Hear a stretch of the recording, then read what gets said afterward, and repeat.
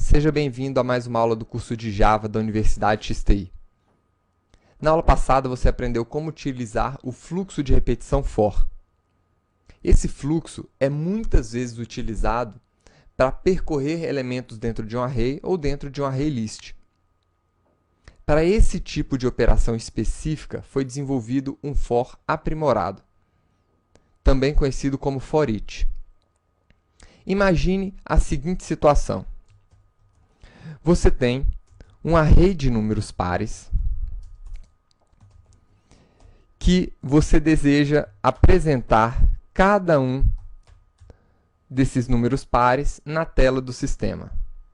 Então, você cria a sua estrutura de repetição para percorrer todos os elementos desse array.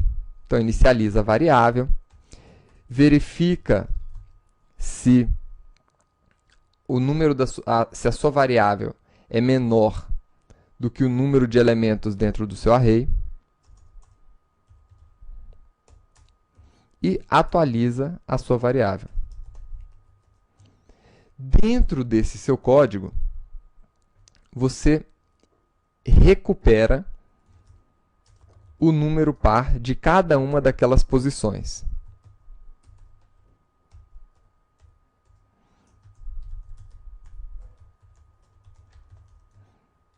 E, por fim, imprime esse número na tela.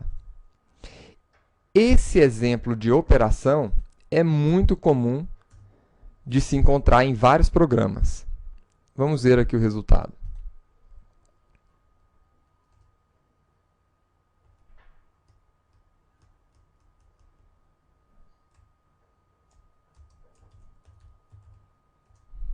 Tá aí. Imprimiu todos os elementos, né, do array na tela do sistema. Como é que funciona o for aprimorado? O for aprimorado, ele percorre todos os elementos dentro do seu array list ou dentro de um array. E a estrutura dele é muito simples. Ele também começa com o nome for. E aqui você declara o tipo de elemento que você tem dentro ou do array list. Fornece um nome para essa variável e, seguido do sinal de 2 pontos, você retorna o elemento que ele deve percorrer. Ou seja, nós podemos ler isso da seguinte maneira. Percorra cada elemento par do tipo int existente dentro de pares. E, por fim, você pode imprimir este mesmo elemento. Veja que essa instrução é muito mais enxuta do que essa. Agora, nós temos algumas limitações com relação a esse for aprimorado.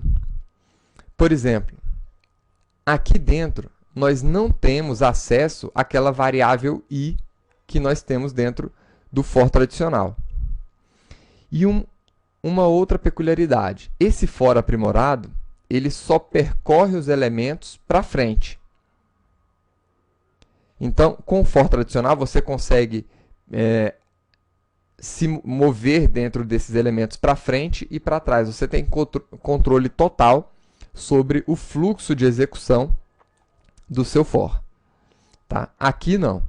Então, aqui você não tem acesso ao i e não tem como voltar na sua execução. Você só vai para frente. Vamos ver aqui um outro exemplo de utilização dos dois for.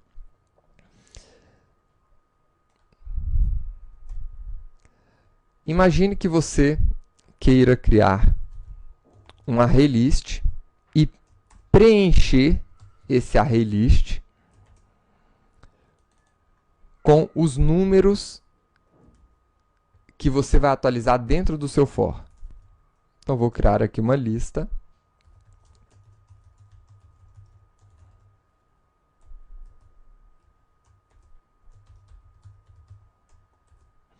Lembrando que a classe ArrayList não faz parte do pacote JavaLang.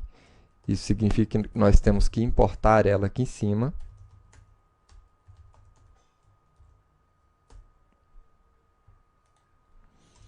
E agora que nós criamos a nossa lista, vamos preencher essa lista com o nosso for tradicional.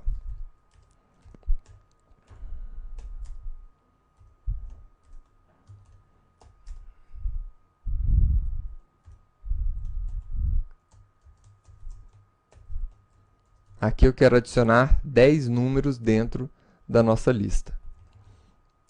Então, utilizando o método add do ArrayList, eu adiciono esses números que estão sendo gerados aqui dentro do meu for. Agora, para apresentar esses números, eu posso utilizar um for aprimorado. Então, dentro do meu ArrayList, eu estou adicionando elementos do tipo integer.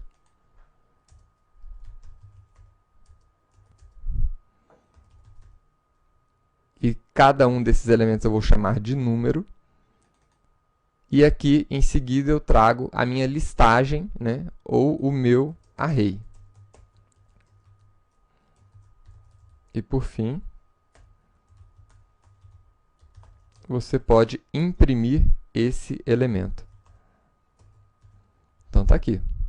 Vamos ver o resultado.